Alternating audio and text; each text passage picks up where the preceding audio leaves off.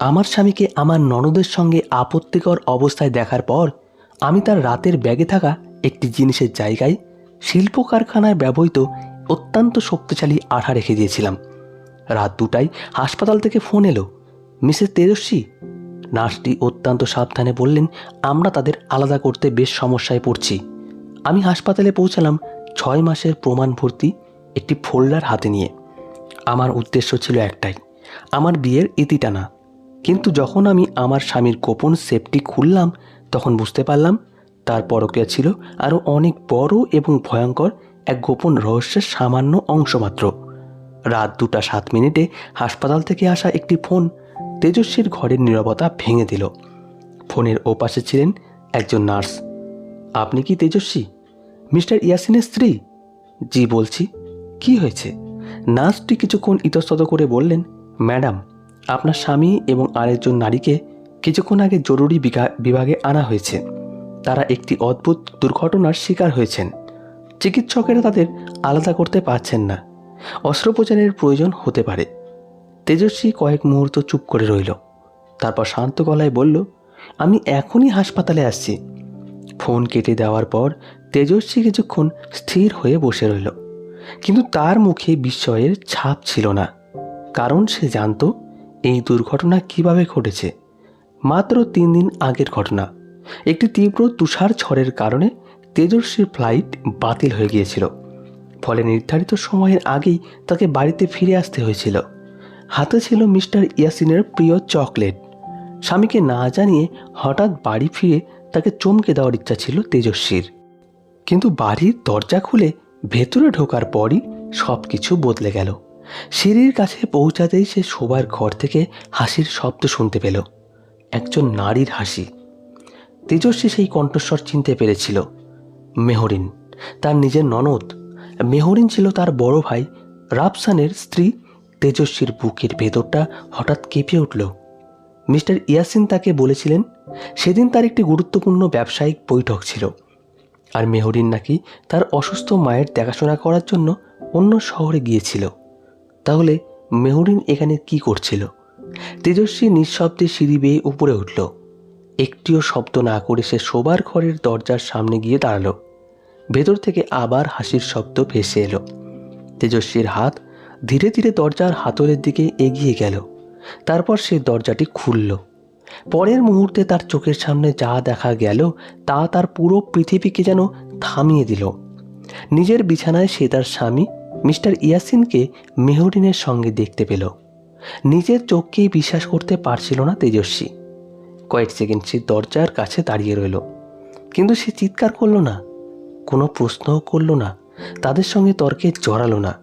শুধু ধীরে ধীরে দরজাটি বন্ধ করে নিচে নেমে এলো। হাতে থাকা চকলেটের বাক্সটি ডাস্টবিনে ফেলে দিল।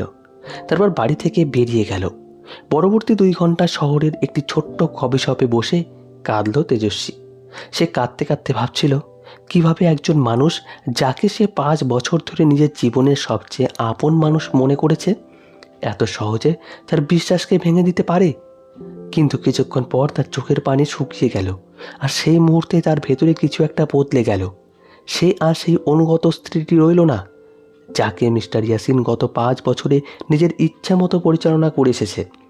তেজস্বীর মনে পড়ল বিয়ের আগে নিজের কথা। সে ছিল আত্মবিশ্বাসী, স্বাধীনচেতা এবং অত্যন্ত বুদ্ধিমতী একজন নারী। পরিবারের ব্যবসার গুরুত্বপূর্ণ সিদ্ধান্তে তার মতামতের মূল্য ছিল। কিন্তু বিয়ের পর মিস্টার ইয়াসিন ধীরে ধীরে তাকে বোঝাতে শুরু করেছিলেন, তোমার এখন আর এত কিছু নিয়ে ভাবার দরকার নেই। সংসার সামলানোই তোমার প্রধান দায়িত্ব। তেজস্বী স্বামীকে বিশ্বাস করেছিল, আর সেই বিশ্বাসের কারণেই ব্যবসার অনেক দায়িত্ব ধীরে ধীরে ইয়াসিনের হাতে তুলে দিয়েছিল। সেদিন রাতে মিস্টার ইয়াসিন ঘুমিয়ে পড়ার পর তেজস্বী তার ব্রিফকেস এবং ব্যক্তিগত ড্রয়ারগুলো খুঁজতে শুরু করলো। প্রথমে সে কয়েকটি বিলাসবহুল হোটেলের বুকিংয়ের তথ্য পেল। তারপর পেল দামি গয়না কেনার বেশ কিছু রসিদ। এরপর তার চোখে পড়ল কিছু অস্বাভাবিক আর্থিক লেনদেন। কিন্তু সবশেষে সে এমন একটি জিনিস দেখতে পেল যেটা তাকে সবচেয়ে বেশি সন্দেহপ্রবণ করে তুলল। একটি ছোট্ট কাচের বোতল। মিস্টার ইয়াসিন সেটিকে এমনভাবে লুকিয়ে রেখেছিল যেন কেউ কোনোভাবেই সেটি খুঁজে না পায়। তেজস্বী বোতলটিকে দিকে অনেকক্ষণ তাকিয়ে রইল। তারপর সেটি হাতে তুলে নিল। সে তখনও জানতো না এই ছোট্ট বোতলটি একদিন তার স্বামীর সবচেয়ে ভয়ঙ্কর রহস্যের দরজা খুলে দেবে। পরদিন সকালে তেজস্বী বোতলটির ভেতরে জিনিস পরিবর্তন করে সেখানে শিল্প কারখানায় ব্যবহৃত অত্যন্ত শক্তিশালী আঠা রেখে দিল। সে জানত কাজটা ঠিক নয়, এমন কিছু করার জন্য সে গর্বিতও ছিল না। সে শুধু চেয়েছিল ইয়াসিন যে গোপন জিনিসটি এত যত্ন করে লুকিয়ে রাখে আর সত্যিটা যেন কোনোভাবে প্রকাশ পায়। এরপর তেজস্বী গোপনে একজন ব্যক্তিগত গোয়েন্দাকে নিয়োগ করল। তার নাম রুদ্র সেন। তেজস্বী তাকে নির্দেশ দিল গত 6 মাসে মিস্টার ইয়াসিন কোথায় গেছে, কার সঙ্গে দেখা করেছে, কী ধরনের আর্থিক লেনদেন করেছে এবং কোনো ব্যবসায়িক যোগাযোগ গোপন রেখেছে, সব কিছুই খুঁজে বের করতে। রুদ্র সেন কয়েক মাস ধরে তদন্ত চালিয়ে তেজস্বীর হাতে একের পর এক প্রমাণ তুলে দিল। হোটেল বুকিং, গোপন আর্থিক লেনদেন, সন্দেহজনক ব্যাংক ট্রান্সফার, ব্যবসায়িক নথি আর এমন কিছু কথোপকথনের রেকর্ড যা দেখে তেজস্বীর সন্দেহ আরও গভীর হয়ে গেল। মিস্টার ইয়াসিন শুধু মেহরিনের সঙ্গে সম্পর্কে জড়িত ছিল না, এর পেছনে আরও বড় কিছু ছিল। তেজস্বীর পরিবারের ব্যবসা থেকে বিপুল পরিমাণ অর্থ ধীরে ধীরে অন্যত্র সরিয়ে নেওয়া হচ্ছিল, আর সেই অর্থের সঙ্গে ইয়াসিনের গোপন হিসাবে সরাসরি যোগসূত্র পাওয়া যাচ্ছিল।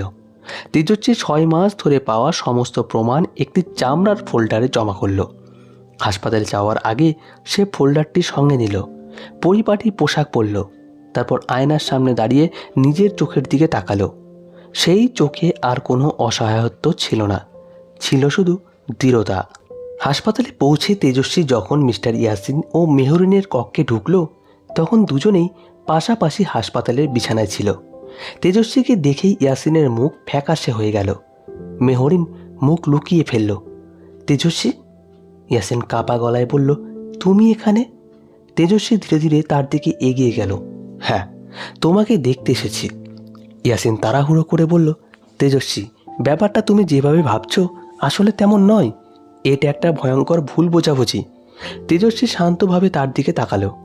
অবশ্যই।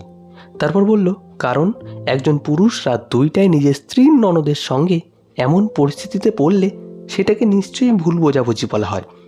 ঘরটা মুহূর্তের মধ্যে নীরব হয়ে গেল। তেজস্বী তার ফোল্ডারটি খুলল, এক এক করে ছবি, আর্থিক নথি, সন্দেহজনক লেনদেনের কাগজ এবং অডিও রেকর্ডের প্রমাণ বের করে টেবিলের ওপর রাখল। ইয়াসিনের মুখের রং বদলে গেল। এসব তুমি কোথায় পেয়েছো?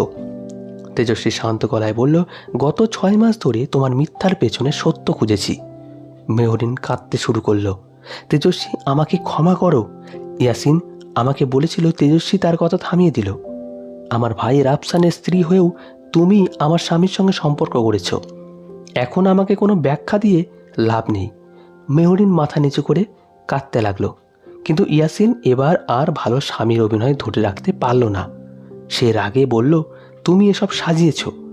তেজস্বী তার চোখের দিকে তাকিয়ে শান্তভাবে বলল, না ইয়াসিন, আমাকে বিয়ে করে আমার পরিবারের ব্যবসার নিয়ন্ত্রণ নেওয়ার পরিকল্পনাটাই ছিল আসল সাজানো খেলা।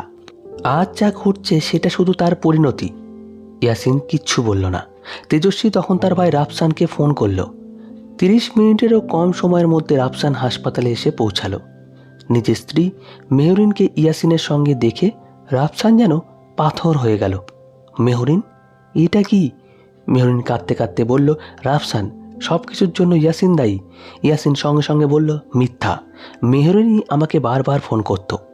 কয়েক মুহূর্তের মধ্যেই দুজনে একে অপরকে দোষারোপ করতে শুরু করল। যে সম্পর্ক এতদিন গোপনে চলেছিল সেই সম্পর্কে সব মুখোশ কয়েক মিনিটের মধ্যেই খুলে গেল। ঠিক তখনই প্রধান সার্জন ডাক্তার আরমান কবির চক্ষে প্রবেশ করলেন। অস্ত্রোপচার শুরু করার আগে কিছু প্রয়োজনীয় অনুমতিপত্রে স্বাক্ষর করতে হবে। তেজস্বী কাগজগুলো হাতে নিল। তারপর ইয়াসিনের দিকে তাকিয়ে বলল, তোমার ব্যক্তিগত স্টাডির সেফের কোড আমাকে দাও। ইয়াসিনের চোখে হঠাৎ ভয় দেখা দিল। সেফে এমন কিছু নেই যেটা তোমার দরকার। তেজস্বী মৃদু হাসল। তাহলে কোড দিতে ভয় পাচ্ছ কেন? ইয়াসিন কয়েক মুহূর্ত চুপ করে রইল। অবশেষে তার ভয়ই তাকে হার মানালো। সে তেজস্বীকে সেফের কোড বলে দিল। তেজস্বী প্রয়োজনীয় কাগজে স্বাক্ষর করল। তারপর হাসপাতালের কর্মীরা ইয়াসিন ও মেহরিনকে অস্ত্রোপচার কক্ষের দিকে নিয়ে গেল। দরজা বন্ধ হয়ে গেল। তেজস্বী আর রাফসান করিডোরে দাঁড়িয়ে রইল। কিছুক্ষণ পর রাফসান ধীরে ধীরে তেজস্বীর দিকে তাকালো। তেজস্বী, তুমি আর কি জানো? তেজস্বী তার হাতে থাকা ফোল্ডারটি শক্ত করে ধরল। এই পরকীয়াটা শুধু উপরের স্তর রাফসান। রাফসান অবাক হয়ে তাকালো। তেজস্বী ধীরে ধীরে বলল, কয়েক মিলিয়ন টাকা গায়েব হয়েছে। আমাদের ব্যবসার গোপন তথ্য বাইরে বিক্রি করা হয়েছে। রাফসানের মুখ ফ্যাকাশে হয়ে গেল। কে করেছে এসব? তেজস্বী হাসপাতালের বন্ধ অস্ত্রোপচার কক্ষের দরজার দিকে তাকালো। তারপর বলল, আমি এখনও সব জানি না। কিছুক্ষণ থেমে সে আরও নিচু গলায় বলল, কিন্তু ইয়াসিনের গোপন সেপের ভেতরে এমন কিছু আছে যা আমাদের সব প্রশ্নের উত্তর দিতে পারে। রাফসান চুপ করে রইল। তেজস্বীও তার কিছু বলল না। সে মুহূর্তে সে বুঝতে পারল মেহরুনের সঙ্গে ইয়াসিনের সম্পর্ক ছিল কেবল বিশ্বাসঘাতকতার একটি অংশ। এর পেছনে লুকিয়ে আছে আরও ভয়ঙ্কর কোনো সত্য। আর সেই সত্যের চাবিকাঠি এখন লুকিয়ে আছে ইয়াসিনের গোপন সেফের ভেতরে। আর এভাবেই চলবে পরবর্তী পর্ব।